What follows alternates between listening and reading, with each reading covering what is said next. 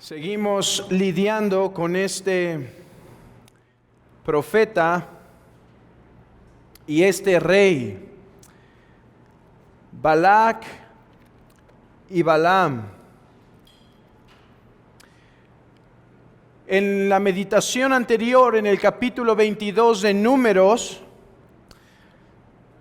vimos cómo este profeta permanece en su necedad de perseguir los beneficios de este mundo en lugar de arrepentirse de buscar hacer mal al pueblo que Dios ha querido bendecir. Y vimos como el asna sirvió a manera de enseñanza a Balaam. El lanza resultó ser más sabia que el mismo Balaam, ya que cuando el asna vio la ira de Dios acercarse al ángel aparecer, retrocedió, pero Balaam no retrocede de sus malos caminos. Ahora, Balaam llega con Balac. Y después de esta introducción que tenemos en donde hay queja de parte de Balac porque se retrasó en su llegada, tenemos la petición después de esa queja de que Balaam maldiga a el pueblo de Israel. Y entonces preparan sacrificios. Probablemente esta era una forma en la que Balaam iba a intentar agradar a Dios, más como un tipo de soborno,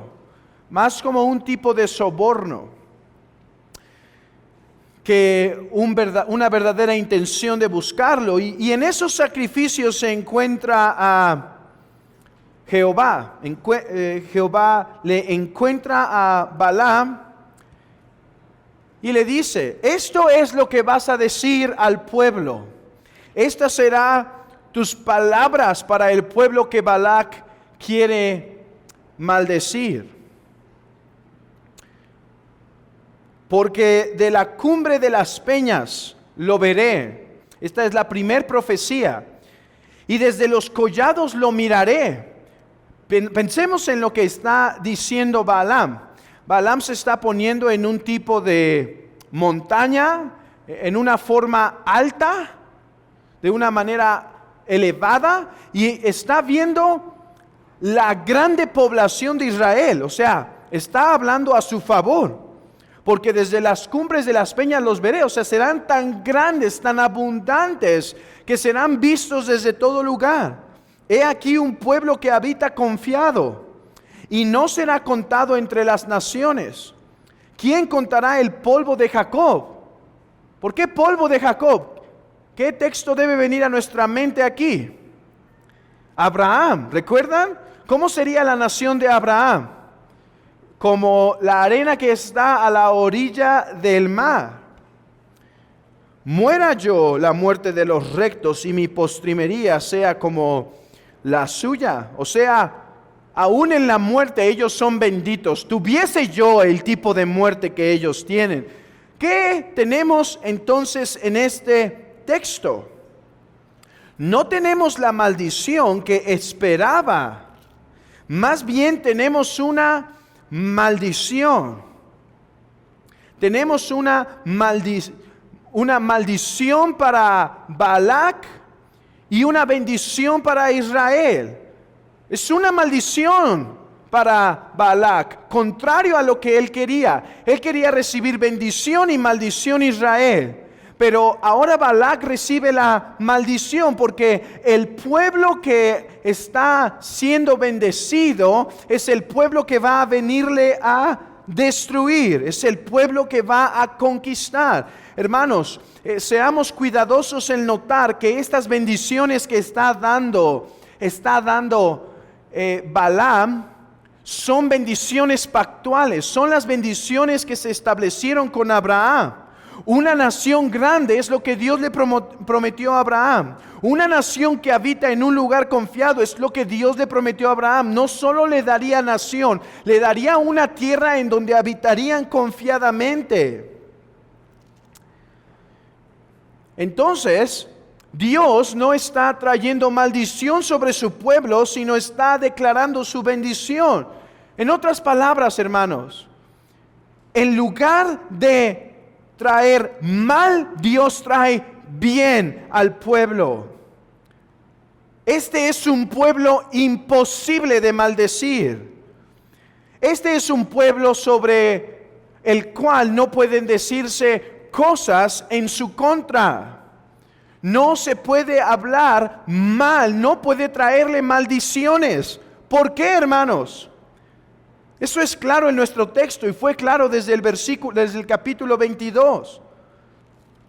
Es claro que este pueblo no recibirá la maldición de Dios. ¿Por qué? Déjenme dar dos respuestas y la tenemos en la siguiente profecía. En primer lugar, ¿por quién es Dios? Versículo 19 de su texto. Números 23, versículo 19. ¿Por qué este pueblo es imposible de maldecir? Porque el Dios que le ha decidido hacer bien no es un hombre para que mienta, ni hijo de hombre para que se arrepienta. Hermanos, este texto lo solemos usar para hablar de la inmutabilidad de Dios. Dios es inmutable y citamos este texto como prueba, pero vean a la luz de su contexto la hermosura de la inmutabilidad de Dios. A la luz de su contexto es el siguiente: Dios ha decidido hacer bien, Dios ha decidido favorecer y nada podrá cambiar la opinión de Dios. Así que Balaam y Balac, ustedes que vienen con esta forma de sobornarme, con estos sacrificios, con estos holocaustos, nada generan en mí. Balaam, tú fuiste comprado para maldecir al pueblo por una cuanta plata. No hay nada con lo que yo pudiese cambiar mi opinión, mi actitud, mi pacto para bendecir a ese pueblo. Oh, hermanos, la inmutabilidad de Dios es entonces no solo un concepto abstracto con el cual debemos lidiar en la cuestión de la teología. La inmutabilidad de Dios es un consuelo para la iglesia de Cristo. Hermanos, que podemos fallar, que podemos caer, que podemos pecar, que podemos nosotros, hermanos, ser infieles. Pero Dios permanece fiel al pueblo del pacto. Dios no va a hacer mal al pueblo que le ha decidido dar bendición. Hermanos, ¿de quién estoy hablando sino de Israel? ¿Y quién es Israel sino la Santa Iglesia de Cristo? No hay forma en la que el pueblo de Dios, la iglesia, reciba maldición. Y ese es el punto de Pablo en Romanos 8. Dice, si Dios nos ha decidido a hacer bien, ¿quién podrá hacer contra nosotros? Esto es muy importante porque el pueblo de Dios en Roma y en todas las eras y edades había estado padeciendo, había estado sufriendo. Dice tribulación, angustia, desnudez, todas estas cosas van a pasar, pero nunca deben permitir que esto les haga pensar que Dios les ha cambiado de opinión para con ustedes.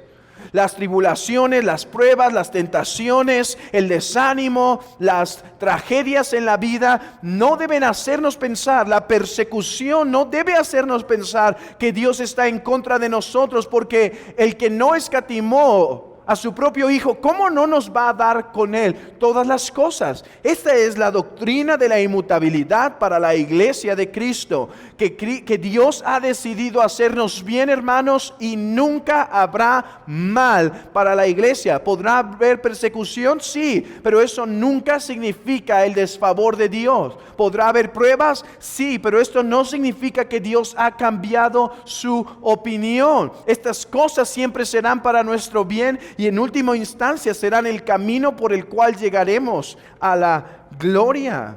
Pero hay otra razón por la cual este pueblo es imposible de maldecir. Versículo 20. En primer lugar, ¿por qué es imposible de maldecir a este pueblo?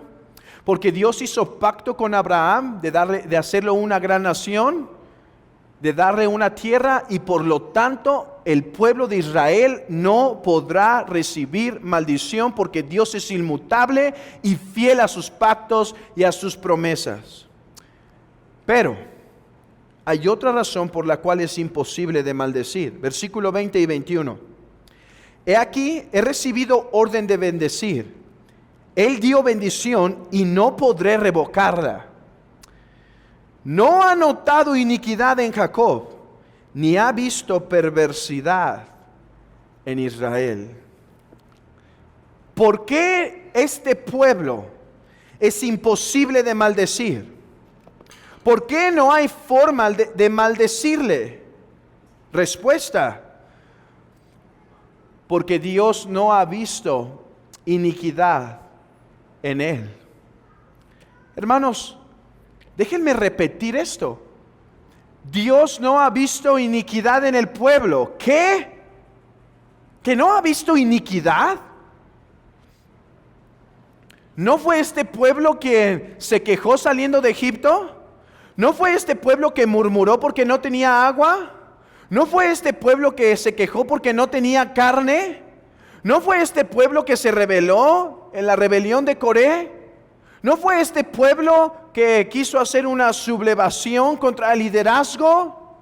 ¿No fue este pueblo que casi a punto de entrar se vuelve a quejar en contra de Dios? ¿Cómo que no halló iniquidad Dios en Israel? Oh, hermanos, dice el texto que este pueblo es imposible de maldecir porque Dios es inmutable y porque Dios no ve iniquidad en el pueblo. Hermanos, la única respuesta para afirmar que Dios no vio iniquidad es que Dios perdonó al pueblo. Dios perdonó al pueblo de sus pecados. Bienaventurado aquel cuya transgresión ha sido perdonada y cubierto su pecado. Esa es la razón por la cual la iglesia del Señor, a pesar de que ha pecado, a pesar de que todos hemos pecado, no obstante, Dios no ve iniquidad en ella. Dios no ve falta en ella, porque a ella la ve cubierta de sus pecados, lavada de sus pecados, perdonada de sus pecados. Esa es la razón por la cual Dios nunca podrá maldecir a su santo pueblo, porque Él es inmutable y Él es fiel a sus promesas. Y porque el pueblo que ahora mira no le encuentra injusticia. Hermanos, ¿no acabamos de decir la semana pasada en el Cantar de los Cantares, cuando dice morena soy, que este era un símbolo de la debilidad de la iglesia, las fallas de la iglesia, todavía el pecado de la iglesia? No estamos negando eso o contradiciendo lo que se dijo. Más bien estamos considerando una doctrina diferente. Estamos considerando la doctrina de la justificación. Que Dios no ve iniquidad en el pueblo, hermanos. Que no hay condenación. Sí, para aquellos que están unidos a Cristo por la fe, aquellos que han puesto en Cristo su confianza, no hay más condenación. Aquellos que están en Cristo es un pueblo imposible de maldecir. Hermanos, esta imagen de la bendición de Dios hacia Israel, el Números 23, nos recuerda el estado de la iglesia ahora. Que en Cristo es imposible que la iglesia y que el cristiano reciba una maldición de Dios. ¿Es cierto, hermanos? ¿Es cierto? ¿Dios todavía puede disciplinar a sus hijos? ¿Es cierto? ¿Dios todavía tiene que castigar muchas veces a sus hijos como un padre a los suyos? Es cierto, todavía va a haber pruebas, todavía va a haber purificación. No obstante, hermanos, ya no hay condenación para los que están en Cristo. Es imposible que haya condenación para los que están en Cristo Jesús. Este es tu estado, hermanos, si estás en Cristo. Si has tomado a Cristo por la fe, esta es tu condición. Si lo has recibido a Él como el único y suficiente Salvador, no hay posibilidad de que recibas la maldición de Dios. Solo su favor. Solo su favor. Miren aquí a Balaam y a Balac intentando traer maldición. Y en el momento que traía maldición, daba bendición. Y en el momento que querían maldecir, bendecía. Hablaba la palabra de Jehová y dice, ¿cómo podré yo maldecir el pueblo que Jehová ha decidido bendecir? Hermanos, ¿cómo nos podrán hacer daño? ¿Cómo Dios podrá poner algo en contra nuestra? ¿Cómo Él mismo se podrá poner en nuestra contra si es el pueblo que ha decidido bendecir? Es esa confianza que tenemos esta misma mañana de venir a su presencia sabiendo que Él quiere bendecir, que Él quiere traer paz a nuestro corazón, que Él quiere traer consuelo, que Él quiere limpiarnos de nuestras inmundicias. Este es el favor de Dios, hermanos. Es un Dios apasionado por bendecir a su pueblo. Es un Dios enfocado, dado para traer bendiciones a su iglesia. Hermano, hemos de estar conscientes de esto y buscar el favor de Dios en Jesucristo. Hermanos, no hemos de considerar al Padre como un Padre que solo es lleno de ira, solo lleno de castigo. No, este es el Dios lleno de misericordia que desea traer bendición tras bendición tras bendición al pueblo de Dios. Pero déjame concluir esta meditación trayendo unas palabras al que no está en Cristo. Al que no se ha arrepentido de sus pecados, ni ha puesto su fe en Jesucristo, tu condición no es mejor que la de Balac. Tu condición no es mejor que la de este pueblo de Balac. Estás en la misma condición. Es imposible que Dios te bendiga. Tú dirás, pero ha sido bueno conmigo, me ha dado casa, me ha dado carro, me da salud, me da alimento, sí me bendice. Su bendición no es más que material para contigo, si no estás en Cristo. Es una bendición de mantenimiento, pero no es una bendición de hijo. No es una bendición del que te ama. Es una bendición de, sí, benevolencia, el Dios benevolente.